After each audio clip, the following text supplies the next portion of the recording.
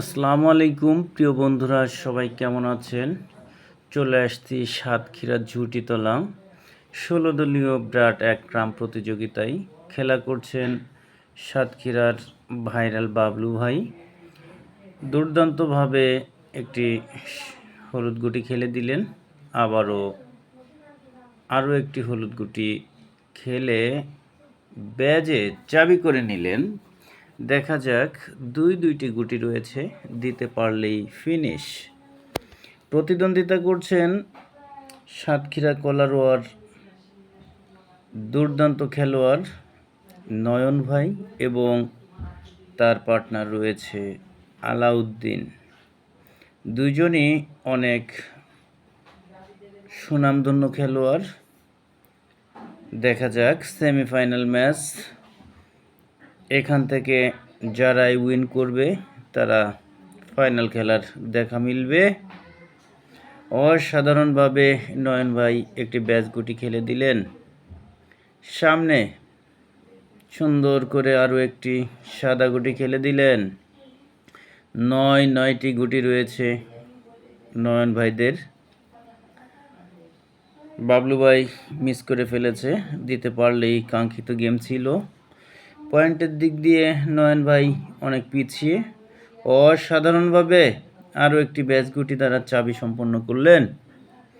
দেখা যাক, আর মাত্র তিনটি গুটি রয়েছে। এখান থেকে নয়ন ভাই ক্লিয়ার করতে পারে কিনা।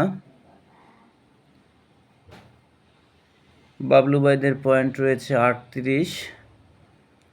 একটি থাকলে গেমের দেখা মিলবে। নয়ন ভাই সন্তোষজনক শট দিতে পারলেন না। স্ট্রাইক চলে আসছে ধুলিহারের রিপনের হাতে। রিপন বুদ্ধি করে তাদের হলুদ গুটি সুন্দরভাবে বাবলু ভাইয়ের হাতে তুলে দিলেন। স্ট্রাইক কলারোয়ার টাইগার আলাউদ্দিনের হাতে। আলাউদ্দিন, দেখা যাক এখান থেকে ক্লিয়ার করতে পারে কিনা। ক্লিয়ার করতে না পারলে গেম হেরে যাবে।